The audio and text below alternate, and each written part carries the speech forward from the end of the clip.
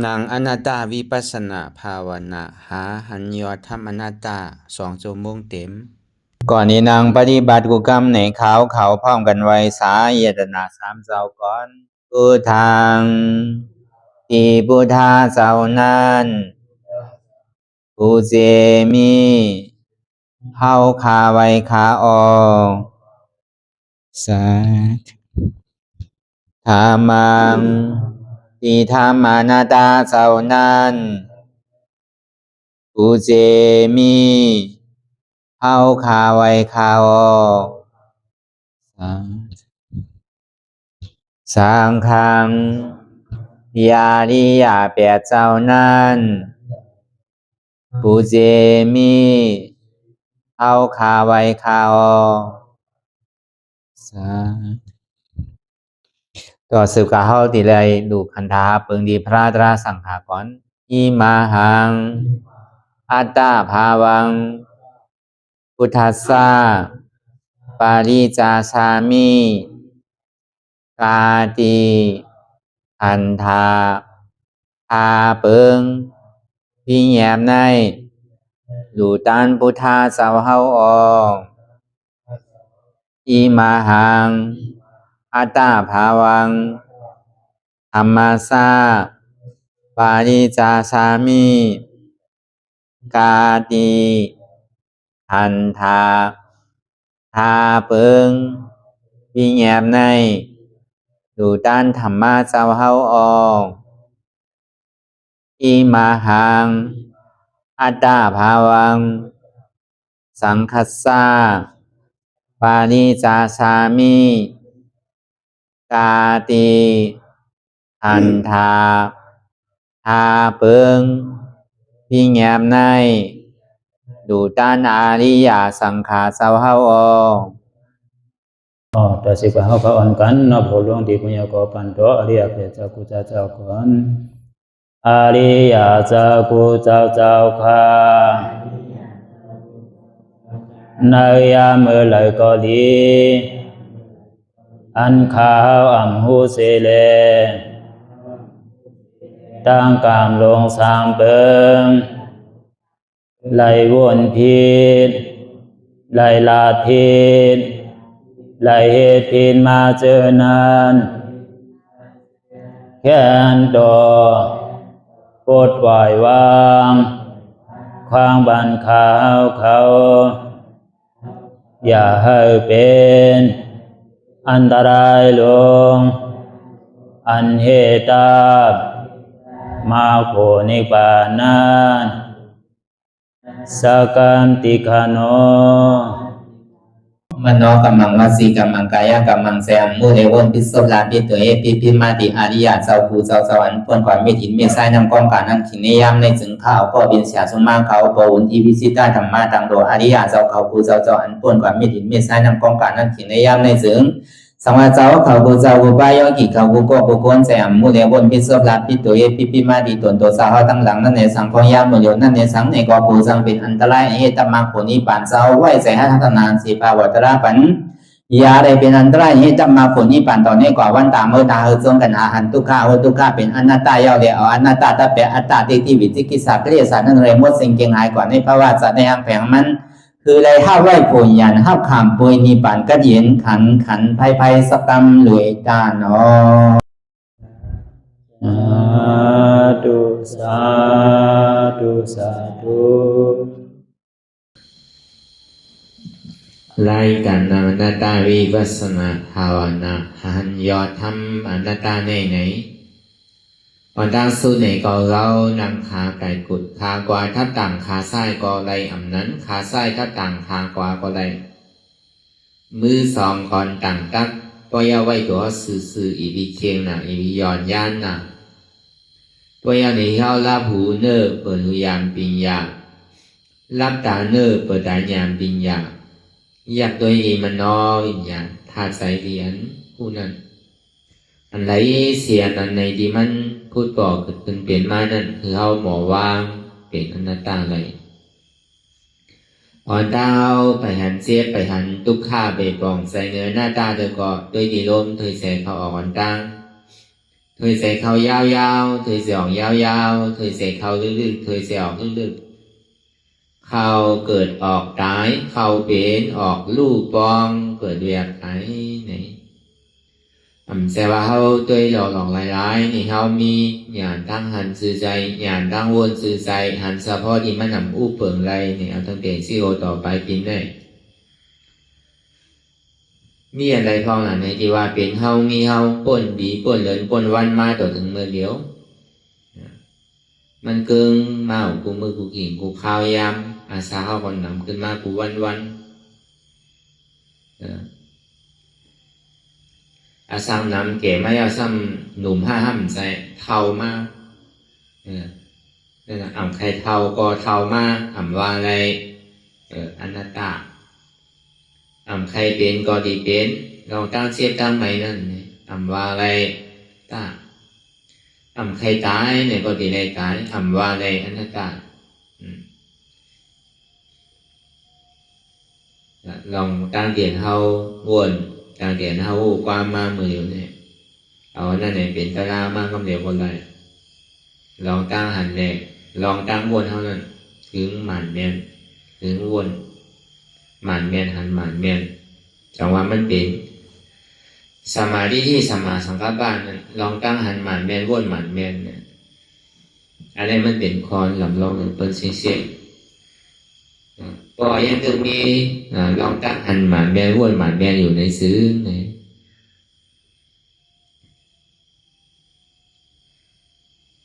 เส้นตั้งมันตาดีสืบกว่าเพราะว่าเส้นตั้งนี่ผ่านมานั้นมันยังตึกดีมีอยู่อริยบุคคลนั่นเองยังดีพุทธปอเกิดขึ้นมาอยู่นำมันพอมันยังตั้งมีลองตั้งหันหมันแมนวนหมันแมนอยู่พอเมื่อไหร่เลยหันพิษวนพิษหันหมันสมาอันพิษสมาเป็นอันหมันใช่ไหมเนี่ยพอยาวมาเนี่ยก็มันก็หายกว่าศาสนาว่านั่นเพราะว่าเมื่อไรเนี่ยมันมีสมาธิที่สมาสังกัปปะศาสนาเนี่ยที่หายเพราะยังถึงมีลองตั้งสมาธิที่สมาสังกัปปะในซึ่งศาสนาเนี่ยยังถึงมีอยู่ศาสนาเนี่ยมันมีอยู่สองเปิงเนี่ยปริยัติศาสนาปฏิศาสนาเรียกว่าปฏิเวทศาสนาปริยัติเนี่ยก็ที่ได้เรียนรู้เอาคำสั่งคำสอนบุญคำพุทธาพระราเป็นเจ้าในว่า45ว่าลุ่มๆนั้นอภิธรรมะ42,000เหงสุตันตะ21,000เหงวินัยะเนี่ย21,000เหงเนี่ยทำดังบทดังเสียงเนี่ยมีอยู่80,000เสียงนั่นอันนั้นตาดีเห็นเอาหายปริยัติลองคำสั่งคำสอนของพุทธานั้นยังตื่นเลยถ่อมได้ยินอยู่พิษเปิงย่อมหรือเนี่ยก็ปริยัติศาสนาตึงมีอยู่ปฏิศาสนาเนี่ยปฏิศาสนาว่านั่นอันเข้าอ่อนกันมาสร้างตื้อกรรมตารางเนี่ยอันนี้เป็นปฏิ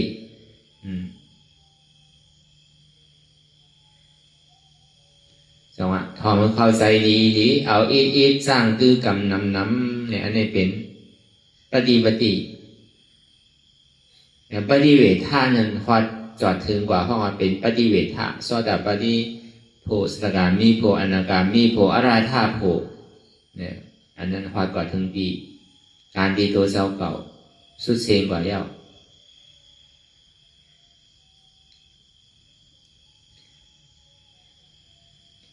จังว่าพอยังตึงมีอยู่ในศาสนาเนี่ยตึกยังตึงมียังไปหายหลายเดินสว่ามันมีมายาวเนี่ยก็มันจะว่าโลถึง5 บาท5ยิงปีเพราะว่ามันขาดนั้น2เปิงเองการลักษณะ2เปิงในกว่าในศาสนาเนี่ยมันอีกก่อยๆว่อยหายกว่าเพราะว่าต่างเสื้อต่างรองมันเข้ามานำขึ้นลองไปปีญาล่อก้าโลกล่อก้านั้นนำขึ้นมากขึ้นเนี่ยร่อนเกียนศาสนาพุทธานั้นก่อยๆย่อมกว่าไปเดี๋ยวเอาลองล่อก้าลองโลกล่อก้าลองวานลองเมืองลองไปมังมีดีเป็นลองอยู่ลองเศร้า อันนั้นนำเลยเสียรองการตลาดนี่ศาสนาเนี่ยมันดีหายกว่าก็บอกว่าในโลกาเนี่ยพระเป็นเจ้าห้อมป้องมาเนี่ยก็มันจึงมีไว้อยู่ในโลกาเนี่ยเวลาสมาธิที่สมาสังกัปปะวันนั้นว่าพระเป็นเจ้าห้อมป้องมาเนี่ยโลกุตลาวันนั้นมันจึงมีอะไรก็วันนั้นเนี่ยอันเขามาจ้างคือกรรมตรานนั้นคือเขาบอกของเสียแรงใส่ว่าเพราะยังตึงมีสมาธิที่สมาสังกัปปะลองตั้งหันหมันแมนลองตั้งโวนหมันแมนยังตึงมีอยู่ในซึ่งเขาทบยาศาสนาทบยาพระเป็นเจ้าอยู่พระเป็นเจ้าย่ำกว่าอะไรทั้งเขายังตึงตีเลยสื่อผู้หันตารากว่าอย่าไปถามว่ามันดิ่มมีทบตารานวันนั้นพอเฮเตเต้เนี่ยมันตีทบยากันอยู่เดี๋ยวก็เฮเตเต้เนี่ยเขาตีกันนี่ศาสนาวิธีกันแต่นี่ว่าเขาปารามีมีกันนี่ปารามีวิธีกัน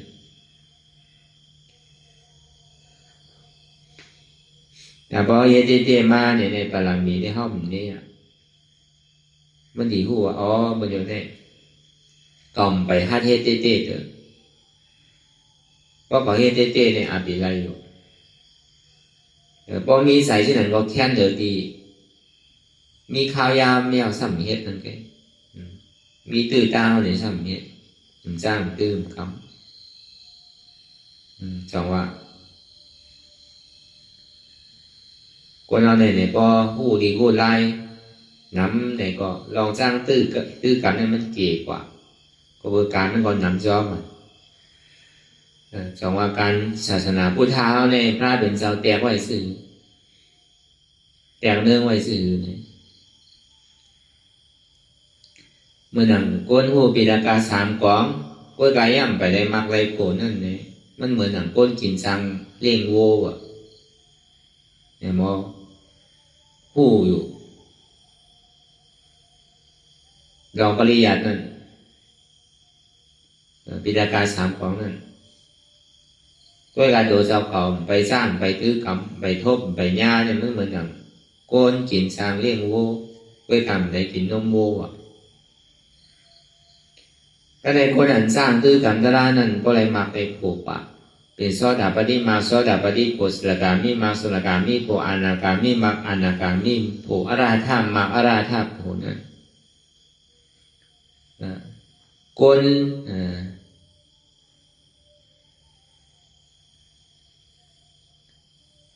เลี้ยงโวไปกะได้กินนมโวอ่ะ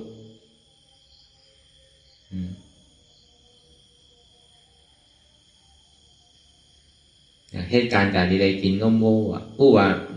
นมมันเนี่ยดีเอาดีไหลเนี่ยในหู้อ่ะก้นอันจ้างด้วยกันนั่นเนี่ยมันหู้การเลี้ยงไงมันได้กินอ่ะอันก้นได้เลี้ยงเต้ๆซ้ำหู้ไล่กินมันนั่นอ่ะก้นอันเลี้ยงเต้ๆทำได้กินเต้ๆเนี่ยใครว่าเช่นนั้นก้นเนี่ยมันเลี้ยงเต้ๆเพื่อการหู้ไล่กินมันตัวเต้หันมันตัวเต้หู้มันเนี่ยก็มันก็หึงนั่นก็หึงเนี่ยก็หมอหูจักปันมันกินเยอะกินยาวเนี่ยก็หมอเอาโน้มตีเตามันนั่นน่ะใช่ก็เอาโน้มตีเขามันนั่นน่ะก้นกินจางเลี้ยงโว้นั่นมันหมอเอาดีเตามันถึงว่ามันเอาเนี่ยมันก็เอาดีเขาดีเพราะว่าเขามันมีนมก้นอันจ้างดื้อกับเนี่ยมันเหมือนหนังได้กินน้ำนมโวมันเหมือนนั้นพุทธาพระราเป็นสาวแจกเนื้อไว้ก็วันนั้นแหละถ้าเป็นเจ้าได้เนี่ยก็ปั่นแห้งกำนำได้ปั่นแห้งปูนตาที่สร้างตื้อกำตราสังวาเติมมันเนี่ยได้สร้างตื้อกำตราเตี้ยวเนี่ยก็ไทยลองตั้งวิปัสสนาในเชตาเนี่ยก็อันเข้ามาในศาสนาพุทธะเขาเนี่ยบางก้อนเนี่ยมันมีอธิษฐานมันมีปรมีไว้ตาดีเป็นปัจเจกาบูถาตั้งนาในสังตาดีเป็นหนอลองพอที่ชัดนั่นในสังเนี่ยอันนั้นแต่ก่อนเดือเสวะติเลยอภิญญาได้สารสมาบัติซึ่งนั่นแค่ไรล้อกี่ไรล้อกุตละ เดือเสียนั่น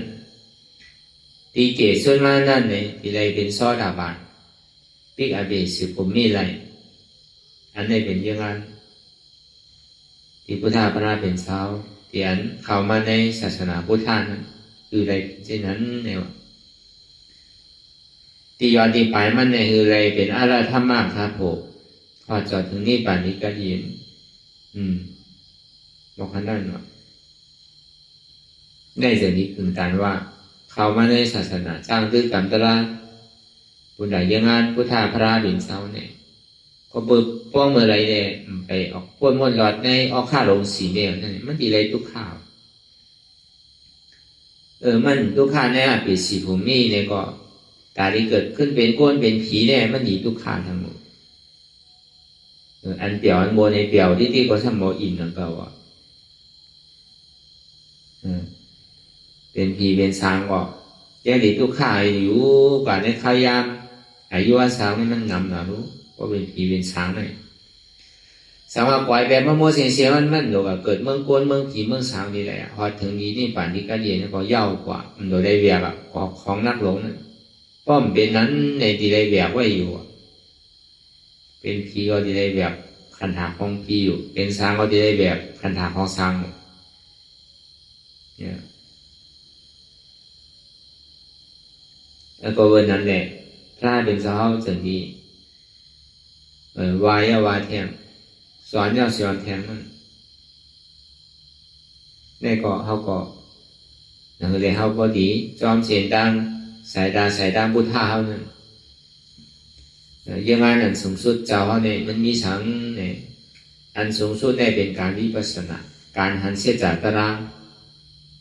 กูนั่นเนี่ยเพราะมันหันเสียจากตารางเนี่ยมันกลัวมันก็ทางว่าตัวเจ้าก่อนเนี่ยยังดึงหนุ่มหมูที่ก็ยังดึงเป็นย่อกาสำเร็จง่ายเกิดไปตายง่ายๆเจอเนี่ยมันมีลองตั้งหันคิดอยู่คิดไว้ที่ก็พระเป็นเจ้าถึงดีการเดินสุดมาเนี่ยถึงดีฮอตราเสียจ่าที่ก็ทุกขาเสียจ่าสมุทัยเสียจ่านิโรธาเสียจ่ามรรคเสียจ่าตุสานิมาก็เราพอเดี๋ยวไล่จ้างตื้อกรรมเต้ๆก็ตุสา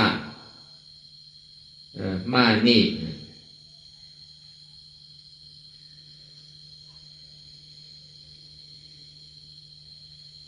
จังหวะอันเขา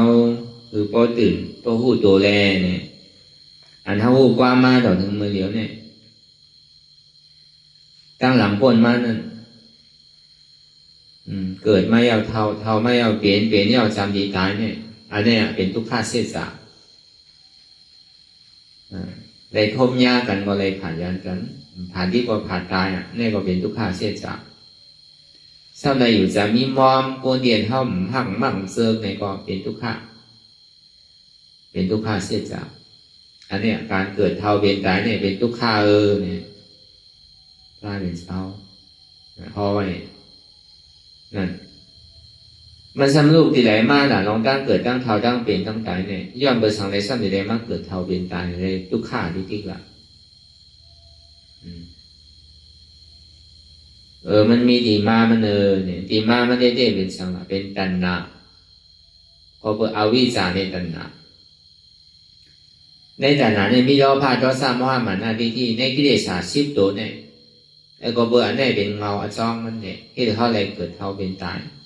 ก็เดี๋ยวเอาดีถึงถ่อมเข้าใจง่ายๆเก็บๆเนี่ยก็เสียงเดียนเท่าไรถ่อมได้ยิ่งหนุนนั้นเพราะเสียงดีเนี่ยก็เป็นโลภะเสียงอันดีในเป็นโทสะเสียงดีก็ว่าเสียงอันดีก็ว่ามันเป็นมานะโมหะเพราะหางลีเนี่ยมันเป็นโลภะเพราะหางซ่าเนี่ยมันเป็นโทสะหางลีก็ว่ามันเป็นมานะหอมน่ะเป็นโลภะเมียนน่ะเป็นโทสะเมียนก็ดุหอมก็ดุถ้าเป็นมานะนั่นเขาลีกินน่ะเป็นโลภะลีกินเป็นโทสะลีกินก็ว่าเป็นมานะลีที่ลีเตอร์ลียุบลีกรรมน่ะเป็นโลภะลียุบลีที่ลีเตอร์ลีกรรมสังเป็นโทสะลียุบลุลีเตอร์ลุลีกรรมลุลีที่ลุ เป็นมานะเจิกนะเป็นโลภะเจิกเป็นโทสะ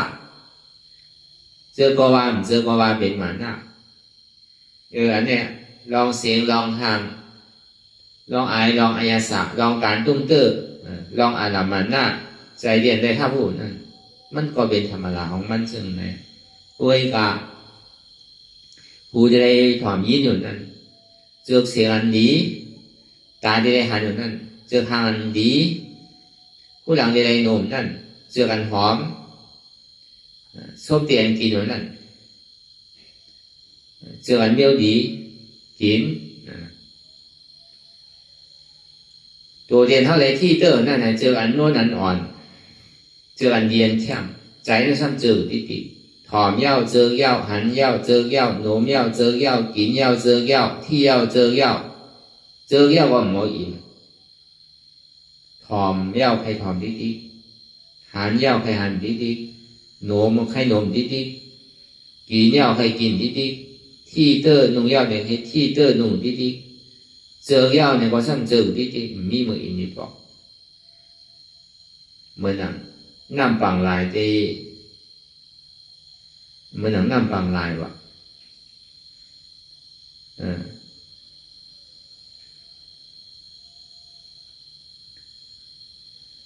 เมื่อนั้นน้ำปังลายฝนตกมาอยู่ตั้งปีก็ล้นพังวะเพราะเดี๋ยวเอาใจล้อผ้าวันนั้นมันเป็นเช่นนั้นเวลาพ่อตราวาเนี่ยทำอิเล็กเกสื่อเสียงเรียนเท่าไรถอมยิ้มอยู่นั้นมีเสียงเปิดมีเสียงเขามีเสียงเขามีเสียงเขาเสียงนั่นก็ไม่เป็นเสียงเปิดดังต่อมีเสียงเปิดเสียงเขาเสียงเก่าเสียงเขาเสียงนั่นก็เป็นอนัตตาผู้เปิดพ้องเหนือมันไรอันนี้ตัดเสียงละหางเรียนเท่าไรหันอยู่นั่นเนี่ยมีหางเปิดมีหางเขามีหางเขามีหางเก่า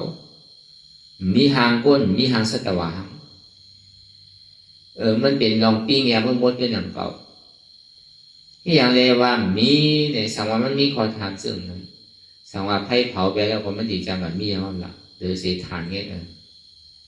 มือมันยังตึงมีอยู่ก็อาบมือหนังมีอยู่เผาอยู่ไว้เน่าตายไปเลยก็จังกับมีทั้งหรือเสียอยู่ไว้ก็จมลงแผ่นดินเมืองเปลี่ยนเอาจากยินกว่าเป็นอาหารล่าของหมดปกมงแม่งค่ะมันมีดีอะไรล่ะพอมันมีเนี่ยแต่พอมันมีดีอยู่เต็มปีกว่าเสียงเพราะมันหมอดูหมอก้อนน่ะ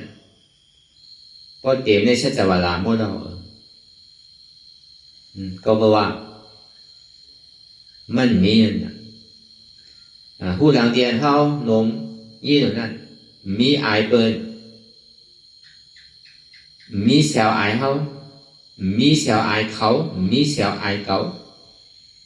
เสียวอายนั่นก็ไม่เหมือนหนังสภาวะโลกอันหนึ่งเลยพัดทองเนี่ยก็เกิดขึ้นตั้งอยู่แล้วรูปแบบเป็นหนังเขาอู้เปิ่งพองหรือมันไหลอนัตตา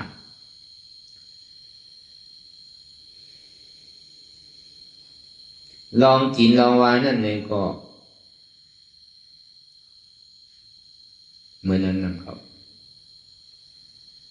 มีสัตว์มีก้นมีพักมีสังมีอย่างอีเสียอย่างมีของเก่าของเขามีพักเขามีพักเปิ้นพักเขาอาหารดังกินได้กินเปิ้ลคือขันธาอยู่กว่าไหมมันจะไปอยู่ว่าจะได้กินกับป้อจอดป้อเจ้มใช่กินเปิ้ลอยู่เมียวก้นเปิ้ลกินข้าวเมียวไหลเมียวนั่นจะได้กินของมันไงอู้เปิ้ลพองหรือมันไหลอนัตตาเสื้อผ้าพวกนุ่งพวกไว้เตียนเท่า右耳全幅已断开。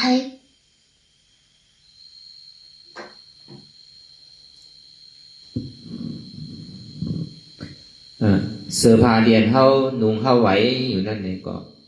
มีเปิ้นมีเท่านั่นก็มีเขามีเก่าก็เบอร์หันเปิ้นนุ่งนั่นน่ะเท่าก็ใครนุ่งก็เบอร์หันเขานุ่งในเท่าใครนุ่งน่ะก็เบอร์หันเท่านุ่งเท่าก็ใครนุ่งน่ะก็เบอร์นั่นแหละเสื้อผ้าอันนุ่งอันไว้นั่นเองก็มีโคนุ่งเปิ้นโคนุ่งเฮามีโคนุ่งเขาโคนุ่งเก่า nung bồn đà đi hồn hạp ta bắn xa nuôi với nàng cậu các cải đây đong khô nung khô vải này sáng các cải đây đong ăn hao chi tơi là này sángมันมีสภาวะอันโอนอันแข็งอันอ่อนอันนักอันเบาใช่ไหมมันเป็นสภาวะทานดินอันหนึ่งมันเปิงสังกันมันเป็นอันนักหลงเลยแข็งก็ยากโอนก็ยากมันเป็นเฉพาะทานดินน้ำลมไทยมูปนไว้ด้วยเราก็ลองไว้ลองยองเช่นนั้นนุ่งบนตาดีห่มผ้าตาบันจานรวยป้อมนุ่งเสือนุ่งผ้าเนี่ยมันทางจ้าว่าเป็นก้นเนี่ยสัตวะในวันนี้หางดีเป็นนกเป็นหมาเป็นแมวเป็นวัวเป็นควายเป็นสัตวะดังโมดังเสียเนี่ย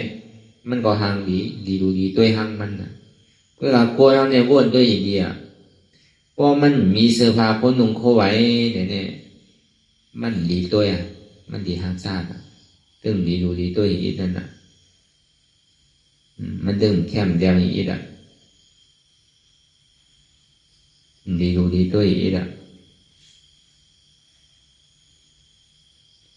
ใครให้หรือลิงก่อนนะลิงมันยังดีตัวหางมันนั่นยังมีขนเนี่ยยังหมอตาไกตาเนินเก่าลิงนั่นก็กับโกนเนี่ยมาวนด้วยดีเนี่ยมันดีตัวอีกว่ามีเสื้อผ้าคนนุ่งโคไว้นุ่งเนี่ยมีรองตั้งผมภาพจับเนี่ยมันดีจ้าคือผมโม่ก็เบอร์เสื้อผ้าคนนุ่งโคไว้เนี่ยนุ่งบนดาดีผมภาพจับมันจ้างด้วยก็การมีคนเพลินเนี่ยสมัยเรียนนุ่งซื้อคนยิงเรียนนุ่งซื้อคนชายเรียนนุ่งซื้อมันบอกในรองตั้งสิหนึ่งแค่เดี๋ยวพอเป็นบุญเจ้าโลสมัยนุ่งเมี่ยวหือเนี่ยมันบอกในรองตั้งสิหนึ่งห่อเป็นปิ้งอย่างม้วนป้นนุ่งกันเหมือนเมื่อป้นเราก็มั่นพวนอันนี้มันเป็นเมี่ยวหมุนเจ้าเป็นเมี่ยวเมียขาวเป็นเมี่ยวปอสินเมียสินเป็นเมี่ยวก้นหอก้นเฮิรนเป็นเมี่ยวลูกอ่อนมันเปลี่ยนในรองตั้งสินั้น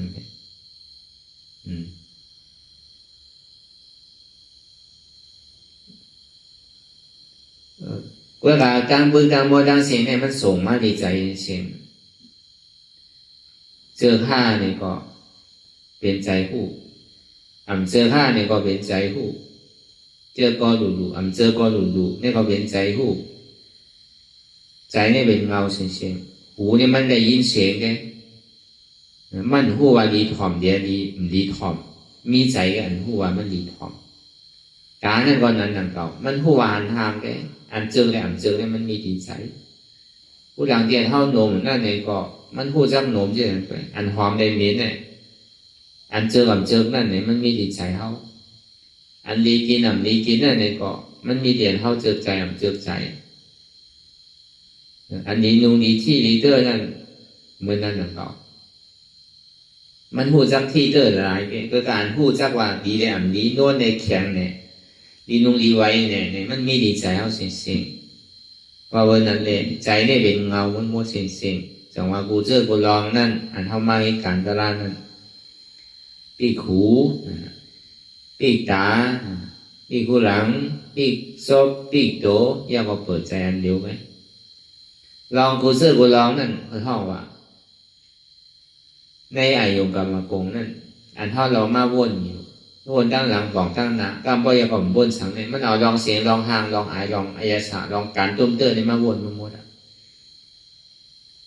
แล้วก็เบอร์มีเปิดมีเฮาก็เบอร์มีเก่ามีเขาจะเนี่ยที่ทางสร้างปองถึงวันนึงขึ้นผมภาพจ้าไว้อนัตตาเพราะภาวะเขาเสนออะไรเมื่อเสียนี่ก็เข้ากับพอดผู้หันถึงอนัตตาคำเดียววนด้วยป้อมใครวนนำก็เปลี่ยนเข้าวนอยู่เมื่อเลี้ยวแน่ถ้าวนลองไขวนลองเปิดรู้มีเปิดอันถ้าวนอยู่เมื่อเลี้ยวแน่ถ้าวนลองไขวนลองเขารู้มีเขาอันถ้าวนอยู่เมื่อเลี้ยวแน่วนลองไขวนลองเก่ารู้มีเก่าอันถ้าวนอยู่เมื่อเลี้ยวแน่วนลองสังวนลองเฮารู้มีเฮาเอาเขาเอาเขาเอาเปิดเอาเก่าออกบอกเนี่ยออกเอาเนี่ยก็มันกลมแซมมีนะมี4 ตัวได้ไง มันวนนะจะให้อย่างก็เอาได้วนอะไรนั่นเขาเพราะใครเปลี่ยนด้วยมันเป็นตาราสิ่งเป็นตาราเนี่ยมีเพราะไอ้ยันตึงมีเปิดมีเฮามีเก่ามีเข่าเนี่ยมันเป็นเหตุหักเอาจ้องทุกข์ดีให้ถือเป็นถือเพราะว่ามันมีเปิดมีเฮาก็มีเข่ามีเก่าก็เปิดว่าเปิ้นกัดแขนหรือเก่าเพราะเปิ้นกัดแขนหรือเก่าก็ไม่น่ารู้เปิ้นก็เปิดว่าเปิ้นเปลี่ยนเก่าเพราะผู้ว่าเปิ้นเปลี่ยนเก่าเนี่ยก็เคยเปิ้นเปลี่ยนเก่าอยู่เนื้อเปิ้นก็เลยเพราะเปิ้นเตรียมเนื้อเฮาเนี่ยครับซ้ำทางเรียกเป็นใช่ไหมเปิ้นเตรียมเนื้อเก่าแล้วอันนี้ความที่ว่าเปิ้นแขนเนื้อเก่าเปิ้นเปลี่ยนเก่าเปิ้นต่ำเนื้อเก่าใช่ไหมอันนี้มันเป็นเขาให้การเฉยๆมีเปิ้นมีเฮามีเก่ามีเขาเนี่ยก็จ้างเอาอันเก่าโดยใดเหตุการณ์เก่าเนี่ยตกวางคำเดียวไหวใส่ชื่อละตัวเฮาใส่เฮานั้นไหวใส่มันหนังแผ่นลิ้นเมืองเนี่ยนะพระเป็นเจ้ายำบอกดีสอนดีเจ้าอย่าพูดลาเสียว่าอย่าพูดลา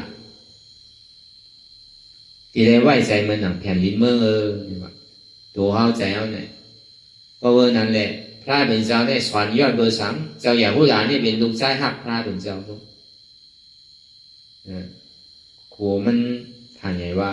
กูมีหมาหน้าว่าเขาเป็นลูกพระราอยู่ในนั้นนะถ้าเป็นเจ้าเนี่ยพอมาก็ผมสอนลองก็สอนลองที่เจ้าอย่าพูดละมันเจ้าจะว่าปูนตาดีพระเป็นเจ้าสอนได้ป้าเหลียวก็ไม่ใช่เจ้าอย่าพูดละก็หมาหน้าก็ไม่มีก็เลยมีปิญญาตั้งผู้จุ่มดีมหาสวากะอัครสวากะพุทธาพระรานั้นมันเจ้าปฏิธรรมมาปกเข้าหาเจ้ามุกปราชมาปกเจ้าหาเจ้าสารีบุตระ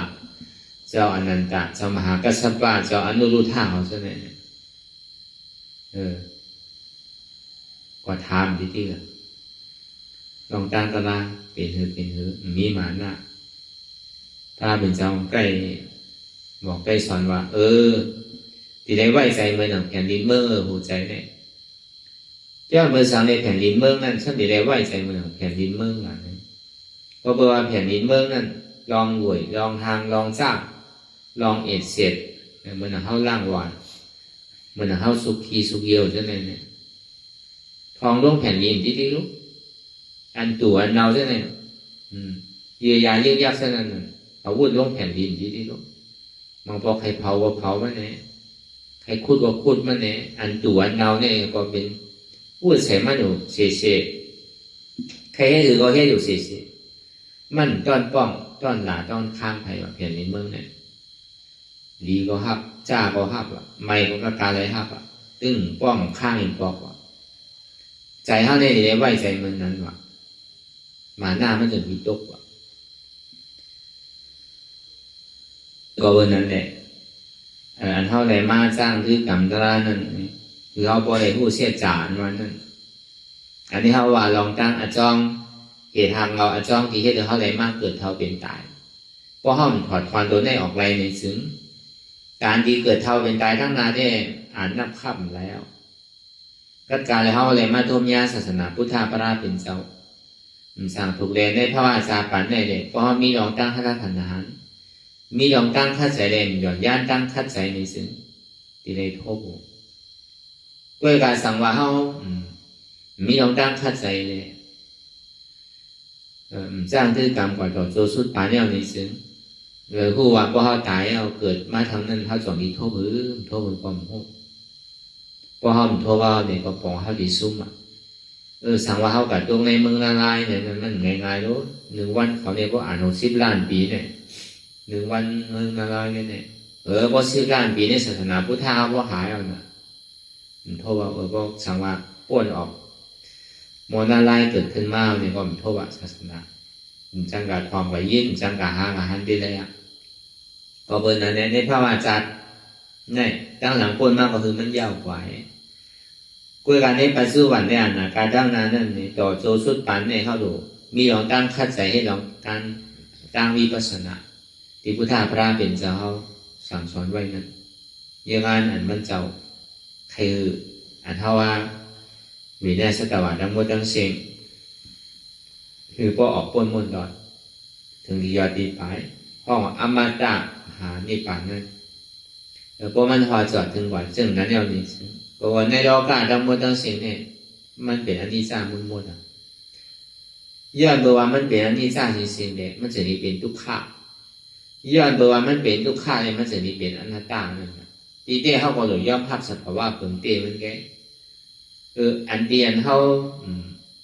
ผู้ลองมันก็เพื่อเขายอมรับมันคือมาสมามันคือที่นั่นนะถึงดีเมื่อมันคือมาห้อมภาพอะไร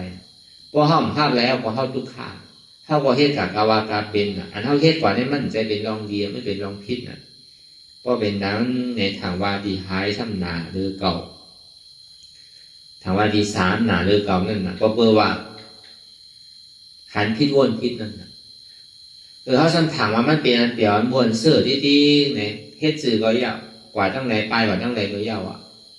เข้าหลวงหานเปียวมวลเสื้อได้เนี่ยถึงที่มันพอถึงจิตถึงจอมถึงที่ประมาณมีดีเต็มทนเนี่ยประมาณท่าตัวเนี่ยเปียวเตี้ยวห้าลองตั้งสุขาในจอมมันสุขาเตี้ยวห้ามันป้วนอะไรนั่นก็ลองตั้งทุกข้างวันนั้นมาพอก็เปียวตัวก็ทุกข้างใสมันก็ทุกข้างมันนั่นโกนนั่นนะมันเป็นเช่นนั้นถึงดีเมื่อมันทุกข้ามาเนี่ยพอก็กลายเป็นทุกข้าทั้งนั้นนะถามว่ามันเป็นสุขะดีเจมันเป็นทุกข้ามยอมหักอะไรรู้ถึงดีมันเป็นมาก็มันจังที่ถือว่าดีเจมันเป็นอนัตตาเนี่ยเขาสัมถามว่ามันเป็นอัตตาดีๆมันอุปเปิงเลยเขาสมามันอุปเปิงพองำเลยดีๆอันนี้อ่อนเข้าเกิดเท่าเป็นกายอ่อนเข้าหันพิษวนพิษเนี่ยพอเปิงมันเป็นรองตั้งซึ่งแต่ย่อเบอร์นั้นเนี่ยพุทธาพระเป็นเจ้าอันนี้จังนามาดูปังอันนี้จังนามาดูปังทุกขังนามาดูปังอนัตตาในยุคหนังขันธาเขาในมันกึมย่อเบอร์ว่ามันกึมเนี่ยมันเป็นทุกขาย่อเบอร์ว่ามันเป็นทุกขาเนี่ยมันเป็นอนัตตานี่จังวัฏานิปานังสุขังวัฏานิปานังสารังวัฏานิปานังนิปานังปรมังสุขังเนี่ยเพราะว่ามันมีอันนี้ซ่าเนี่ยก็อันนี้ซ่าเนี่ยมีเพื่อการที่ได้เหตุการณ์มันเนี่ยเหตุการณ์อย่างไรเหตุการณ์การที่ได้มากได้โปกมันจะมีผู้จักวันนี่ซ่าเนี่ยมันคืออันสุขาเจเนี่ยมีเพื่อการที่ได้เหตุการณ์มันที่ได้ผู้จักทุกข้านำเจอดีฮอดจอดถึงดีสุขาเตสันติสุขาวันเนี่ยมีเตอยู่เพราะเหตุการณ์มันก็ไหลเตเป็นนิพพานอันที่ฮอดจอดถึงดีสันติสุขาวันนั้นอาสารกเถนาเนี่ยนะในยุคหนังคันธาเนี่ยมันกึมเป็นทุกขาเป็นอนัตตามีร่อนมีแกนอาสานั่นมีร่อนมีแกนสารังมีร่อนมีแกนเนี่ยมีเนี่ยว่าด้านนิพพานนั้นเตียนฮอดจอดถึงดีนิพพานนั้นอันมีร่อนมีแกนนี่เป็นนิพพานนั้นนิพพานังปรมังสุขังเนี่ยพอเขาจอดถึงนี้นิพพานเจ้าของนั่นน่ะถึงวันเขาเมืองเขาเป็นสันติสุขาเนี่ยมีลองตั้งอนิจจาทุกขานัตตามีลองตั้งนิจจาสันติสุขาอมตะธรรมเนี่ยพอจอดถึงที่นั้นแล้วนี่พอวางแต่เราน่ะของนักหลงนั่นพอจอดถึงเราก็มันจะมีปนเต้นั่นน่ะแล้วก็เป็นอันเขาไม่ให้การตะล่ามืออย่างนี้ย้อนไปว่าเขาหลวงนี้ลองตั้งหันนันมันแม่นเขาว่าสมาธิที่ลองตั้งมุ่นนันมันแม่นเขาว่าสมาสังกัปปะหันว่าอ่ำใจตัวเก่าหันว่าอ่ำใจใจเก่าหันว่ามันใจเจ็บเก่าเนี่ยทำมีหันว่าอ่ำใจตัวอ่ำใจใจอ่ำใจเจ็บทำใจผู้ว่ามันเป็นอนัตตาอ่ำใจตัวเก่าอนัตตาอ่ำใจใจเก่าอนัตตาอ่ำใจอันเปี่ยวอันมวลเสื้อของเก่าอนัตตาอันนี้เขาวางเปิดมันพอเอาล่อนเอาแกมันวางอยู่เนี่ยถ้ามันนั่งตะล่านมืออยู่เนี่ยมังเผามังปอกมังก้อนี่ก็ดีถามว่ามันไปหันสังเนี่ยดังมาอยู่เป็นรายเดือนรายปีย่ำไปหันสังเนี่ยตะลาเป็นมือกองผู้ นั่งมาหลายวันอยู่ไปหันยังจุดเส้นนี้เลยหันยังล่ะจะวันนั่งตาลาเลยหนูเลยหันอากาศกลางหาวที่ได้หันหน้าไล่ที่ได้หันเมืองผีเมืองสังที่ได้หันพระราเนี่ยที่ได้หันเศรษฐีกองมูมันใจอันมันอันเท่านังมันถึงหันกูวันอันแจกมันเท่าว่าปรมาดอันมันเท่าว่าเสียจาตรานั่นนี่ก็เขาสำคัญวนอันเท่านั้นลาป้อมใจมันก็มังพร้อมว่านางก่อนนางมาอยู่มันหันสังอาเนี่ยอันนี้ปองว่าห้อมไปปองใจเขาสังไปหันสังละทีเดียมันโดหันสังเนาะอันโดหันเนี่ยโดหันเจ็บเนี่ยน่ะมันใช่หันกันกูก็บอกว่าอยู่หันเจ็บนั่นอันเจ็บอันเสียบอันไม่นั่นวนด้วยถามด้วยตัวใจเจ้าเก่ารู้จักหันอันเจ็บอันแก่นั่นวนด้วยหันอยู่เจ็บแก่นั่นสมหันเจ็บบอกดีแก่หน่อยดีแก่หนามันมีอย่างทูซานนู้นเนี่ยทำว่าที่ไหนฮะก็ในไกวๆคือก่อนอันเจ็บแก่ตรงต่อในสารนั่นในซ้ำขึ้นถามตัวใจเจ้าเก่ารู้มันจ่อมันขานใจเนี่ยเวลาว่าขานใจอันขานใจนี่มันเป็นทุกขาสุขาเนี่ยเป็นทุกขาสิริบราเป็นสวัสดิ์ทำมีหันทุกขาเนาะโกนเฮาป้อมหันทุกข้ามมูดทุกข้ามใครป้นทุกข้ามที่ไหนป้นทุกข้ามจืมป้นได้ตื้อดีทุกข้ามที่ตีกันป้อมใครหันเจี๊ยบใครหู้เจี๊ยบใครอะไรเจี๊ยบใครเป็นเจี๊ยบในทางว่ามันตีป้นป้นที่ไหนเจี๊ยบที่ตีกันก็อะไรหันทุกข้าก็นั้นหันตะลาวก็อะไรหันเจี๊ยบก็นั้นหันตะลาวก็อะไรหันตะลาก็นั้นหันพระลาวเจี๊ยบใดทุกข้านั่นเป็นตะลาตราก็เป็นเจ็บตราก็เป็นทุกขาพวกก็ไหลหันพระก็ไหลหันทุกขาก็นั่นหันพระก็อยู่ว่าเจ็บก็ไหลหันเจ็บก็นั่นหันพระก็ไหลหันทุกขาก็นั่นหันพระทีเดียมันเป็นอันเร็วอันเสียงทำนั่นก็เป็นทุกขาเป็นเจ็บทำนั่นก็เป็นพระก็การเข้าดีได้เห็นหุ่นก็มันนั่นนะมันจะว่าหลุดไปมันดีๆรู้เดี๋ยวจังว่าอันเจ็บแก้นตรงต่อนี้ชั้นให้เป็นชั้นขานใจให้เป็นชั้นเป็นทุกข้ามานั่นจ่องอุปเปิดไล่อ่ำไล่เป็นเท่าเป็นหน้าตาจ่องว่าทำมีหันทำใจหูอันแน่น่ะเป็นขันมันแน่น่ะเป็นเสียจัตราอันเท่าถูกที่หันนั่น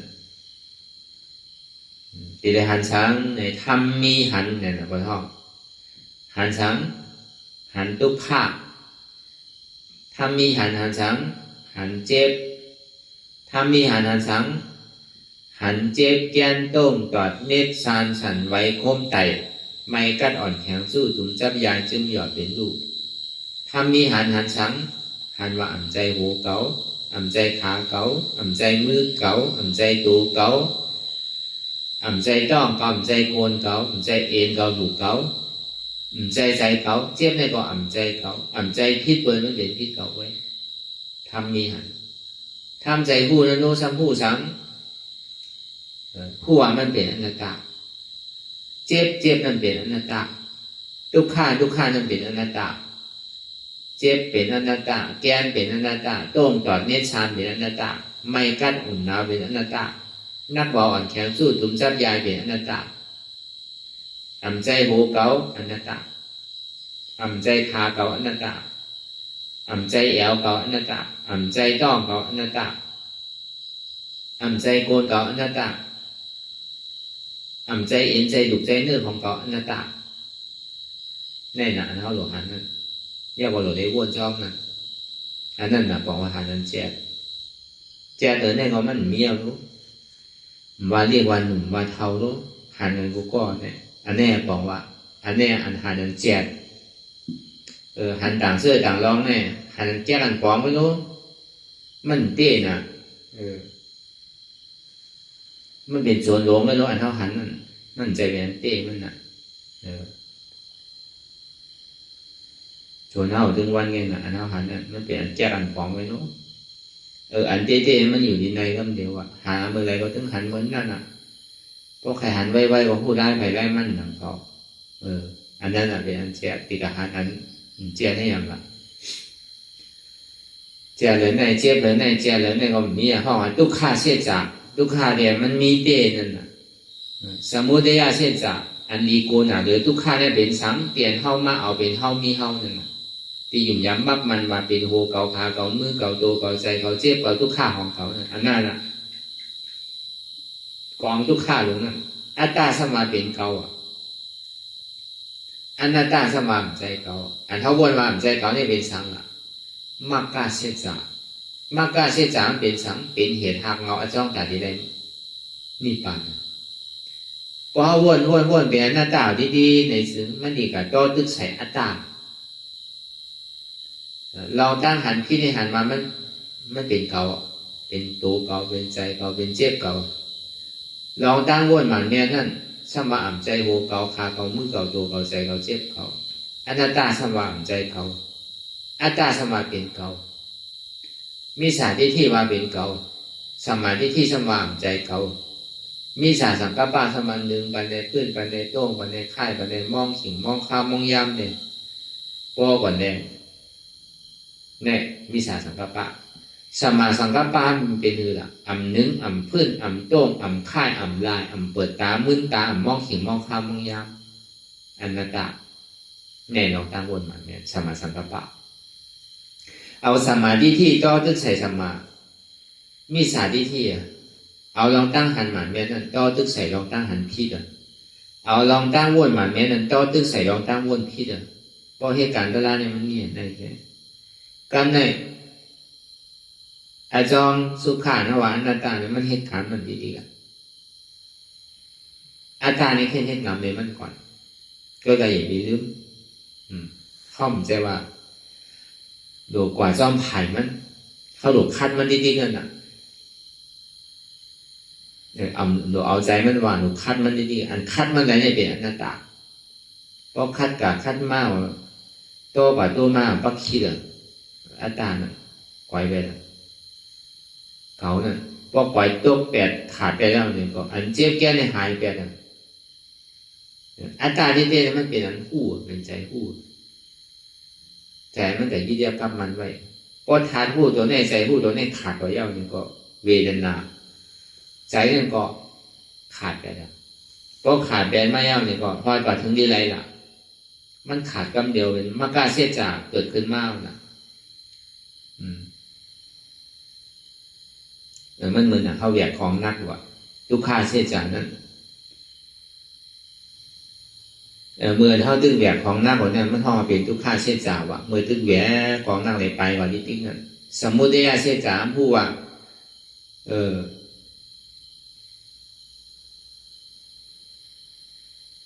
ตึกยางขึ้นลอยว่ะสมุทัยเสียจากนั้น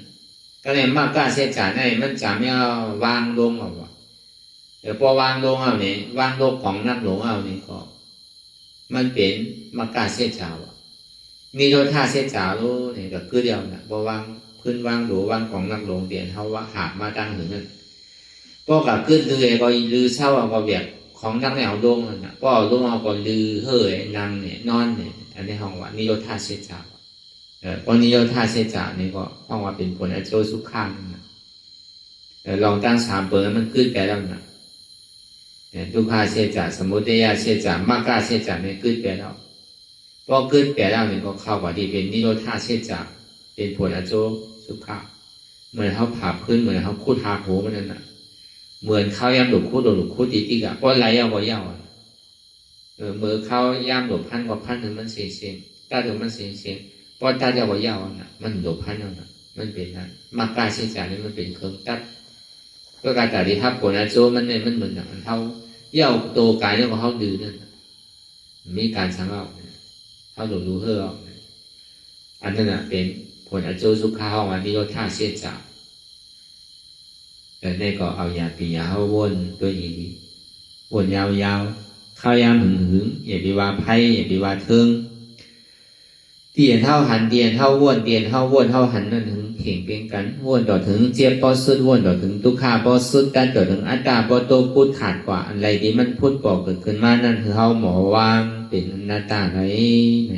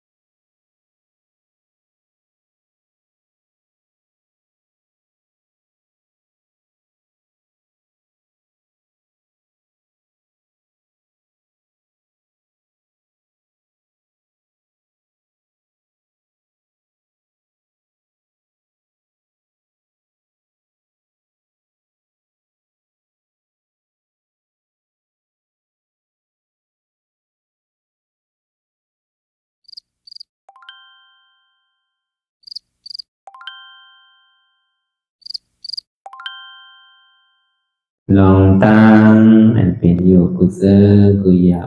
ย้ายข้องคำไว้ที่ใส่หูถอดถอนออกที่ใส่หูมันออกเสียงก่อนสภาวะอะไรก็ดีลองตั้งอะไรก็ดีอันเกิดขึ้นมาที่อยู่ตัวที่ใส่ที่เจี๊ยบสนั่นถอดถอนออกที่ใส่หูมันออกเสียงสภาวะยุทธาสีเปิงสนั่นเจ็บเทียนโตกอดเนตสั่นไหวโคมไต่ไม่กัดอ่อนแข็งสู้ตุนทรัพยายจึงอยากเป็นดูสภาวะยุทธาสีเปิงสนั่นตีหนังทาดกว่าผู้ทรัพย์ตีอัตตากว่ายึดว่ามีโตมีใสมี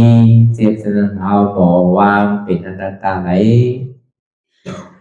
ลองแสนพ่องปิวอยู่อันเฮาว่นลึกว่นเลยอยู่เป็นเดิมเป็นลาวอยู่ซึ่งในสาวถอดถอนออกตีใส่หูมันออกเสียงก่อนยอมกึดยอมออกยอมลงอันเฮ็ดให้เฮายินดียินให้เสื่อมอารมณ์เสื่อมถึงใสถึงคอไว้ตีมันยืดไว้ตีมันเป็นทุกขานั้นควรปล่อยวางออกที่ใส่หูมันออกเสียงก่อนลองเสื้อเป็นทุกข้าเลยลองย้อนถึงใสหลายๆอย่างมันเกิดขึ้นมาตีตัวตีใสตีเจียบสนั่นควรวางย่อเสียงก่อนก่อยค่ายย้ายลายหนึ่งพื้น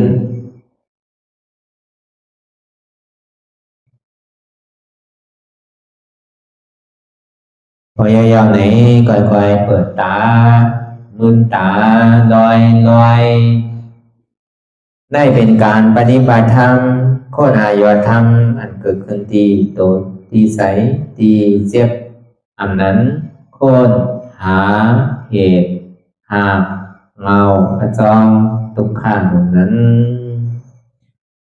ต่อสิ่งการในเฮาที่ได้ส่งเมตตาถึงวิเนยสัตวะทั้งหมดทั้งสิ้นก่อนอิดาเมปุญญัง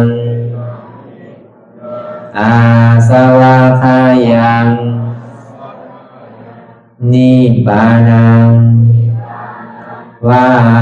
หอตุมาปุญญาภากังสเปสัตตาสัมมาลาภันตุอีตังเมปุญญังอันเฮาคาไลมาตือกรรมปฏิบัติวิปัสสนาภาวนาหาอันยอดธรรมอนัตตาในอาสวะคายังเป็นอันถาสัพตัดเปนาสวะสีเปิงเสียวแลนิพพานังตีนิพพานังขอดูให้ถึงเสกัมติคามาปุญญาภากังพรดีอันคามานังวิปัสสนาภาวนาทรงยืนปันสเปสัตตานังเอวปอเมสลาญาติกาดึงเคเจอเคได้ก็แลจากว่าสัตวาทั้งสิ่งดังดวงนั้นสมาลาพันตุอะไรพรดีนำกันตั้งเฮาคา ตังสิงสกรรมติคาโนสาธุสาธุสาธุ ตัวสิบว่าเขาก็อ่อนกันนับหัวลงที่ปุญญาโกปันโตอริยเปเจ้ากูเจ้าก่อนอริยเจ้ากูเจ้าข้าในยามเมื่อไหร่ก็ดีอันข้าวอ่ำหูเสเลตั้งกามลงสามเปิงไหลวนพิษไหลลาดพิษไหลเหตุพิษมาเจอนานแค้นดอปดไหววางความบันขาวเขาอย่าให้เป็นอันตรายลงอันเหตุตามาโผนิปานันสกันติคโนมโนกัมมังวสีกัมมังกายกัมมังแสมมุเรวนพิศลาปิตัวเอพิมาติอาริยะเจ้าภูเจ้าสวรรค์พ้นความเมตินเมสายนำกองการนั่งขินนิยามในจึงข้าวก็บินเสียสมาเขาปวุนทีวิสิตาธรรมะตังโดอาริยะเจ้าเขาภูเจ้าสวรรค์พ้นความเมตินเมสายนำกองการนั่งขินนิยามในจึงสังวาเจ้าเขาภูเจ้าภูบายอกิเขาภูก็ภูกวนแสมมุเรวนพิศลาปิตัวเอพิมาติตนตัวสาวตั้งหลังนั่นในสังพยามโยนั่นในสังในกอภูสังเป็นอันตรายเหตุมรรคผลนิพพานเจ้าไหวใส่ให้ทัศนานสีภาวตระปันยาได้เป็นอันตรายให้จำมาผลนิพพานตอนนี้กว่าวันตามเมื่อตาเฮจงกันอาหันทุกข้าทุกข้าเป็นอนัตตาเยาเดียวอนัตตาตาเปอัตตาที่วิจิกิสาเกลียสานั่นเลยมดสิ่งเก่งหายกว่าในภาวะสัตว์ในอังแผงมันคือเลยห้าไหวผลยันห้าขามปุยนิพพานก็เย็นขันภัยสกรรมรวยตาเนาะสาธุสาธุ